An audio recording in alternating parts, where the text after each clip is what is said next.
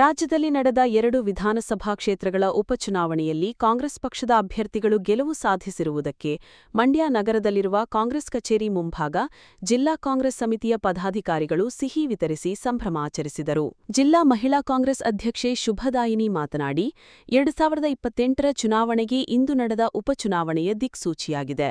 ಮುಖ್ಯಮಂತ್ರಿ ಸಿದ್ದರಾಮಯ್ಯ ಹಾಗೂ ಉಪಮುಖ್ಯಮಂತ್ರಿ ಡಿಕೆ ಶಿವಕುಮಾರ್ ಅವರ ಜನಪರ ಆಡಳಿತ ಗೆಲುವಿಗೆ ಶ್ರೀರಕ್ಷೆಯಾಗಿದೆ ಎಂದು ಹರ್ಷ ವ್ಯಕ್ತಪಡಿಸಿದರು. ನಡೆದಂಥ 2 ಉಪಚುನಾವಣೆಯಲ್ಲಿ ದಾವಣಗೆರೆ ಹಾಗೂ ಬಾಗಲಕೋಟೆ ಚುನಾವಣೆಯಲ್ಲಿ ನಮ್ಮ ಅಭ್ಯರ್ಥಿಗಳಾದ ಸಮರ್ಥ್ ಹಾಗೂ ಮೇಟಿಯವರ ಮಗ ಇಬ್ಬರು ಕೂಡ ಜಯಭೇರಿಯನ್ನು ಬಾರಿಸಿದ್ದಾರೆ. ಅವರೆಲ್ಲರಿಗೂ ಮತ ನೀಡಿದಂಥ ನಮ್ಮೆಲ್ಲ ಕಾಂಗ್ರೆಸ್ಸಿನ ಕಟ್ಟಾಳುಗಳು, ನಮ್ಮ ಕಾಂಗ್ರೆಸ್ಸಿನ ಅಭಿಮಾನಿಗಳು ಎಲ್ಲರಿಗೂ ಕೂಡ ನಾವು ಧನ್ಯವಾದಗಳನ್ನ ಈ ಮೂಲಕ ನಾವು ನಿಮಗೆ ತಿಳಿಸ್ತಾ ಇದ್ದೀವಿ. ಈ ಮೂಲಕ ನಾವು ನಮ್ಮ ನೆಚ್ಚಿನ ಮುಖ್ಯಮಂತ್ರಿಗಳಾದ ಸಿದ್ದರಾಮಯ್ಯನವರು ಹಾಗೂ ನಮ್ಮ ಉಪಮುಖ್ಯಮಂತ್ರಿಗಳಾದ ನಮ್ಮ ಡಿ ಕೆ ಶಿವಕುಮಾರ್ ಅವ್ರಿಗೆಲ್ಲರಿಗೂ ಕೂಡ ಅಭಿನಂದನೆಗಳನ್ನ ತಿಳಿಸ್ತಾ ಇದ್ದೀವಿ.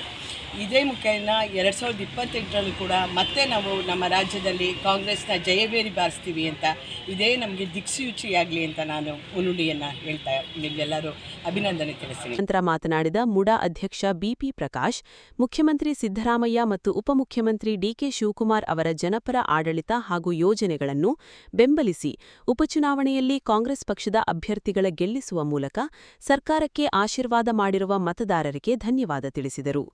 ಇತ್ತೀಚೆಗೆ ನಡೆದಂತಹ 2 ಉಪಚುನಾವಣೆಗಳಲ್ಲೂ ಕೂಡ ಕಾಂಗ್ರೆಸ್ ಪಕ್ಷ ಜಯಬೇರಿಯನ್ನು ಬಾರಿಸುವ ಮೂಲಕ ಕರ್ನಾಟಕ ರಾಜ್ಯದಲ್ಲಿ ಕಾಂಗ್ರೆಸ್ ಪಕ್ಷ ಬಲಿಷ್ಠವಾಗಿದೆ.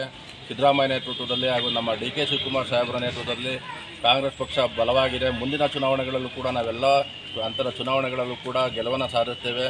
ಮುಂದಿನ ವಿಧಾನಸಭಾ ಚುನಾವಣೆಗಳಲ್ಲೂ ಕೂಡ ಕಾಂಗ್ರೆಸ್ ಪಕ್ಷ ಜಯಭೇರಿಯನ್ನು ಬಾರಿಸುತ್ತೆ ಅಂತ ಹೇಳ್ತಾ ಮತ್ತೊಮ್ಮೆ ಉಪಚುನಾವಣೆಗಳಲ್ಲಿ ಮತವನ್ನು ಚಲಾವಣೆ ಮಾಡದಂಥ ಎಲ್ಲ ಮತದಾರರು ಕೂಡ ಒಳ್ಳೆಯದಾಗಲಿ ಅಂತೇಳಿ ಹಾರೈಸುತ್ತಾರೆ. ಇದೇ ಸಂದರ್ಭದಲ್ಲಿ ಕಾಂಗ್ರೆಸ್ ಕಾರ್ಯಕರ್ತರು ಸಿಹಿ ವಿತರಿಸಿ ಪಟಾಕಿ ಸಿಡಿಸಿ ಸಂಭ್ರಮಿಸಿದರು.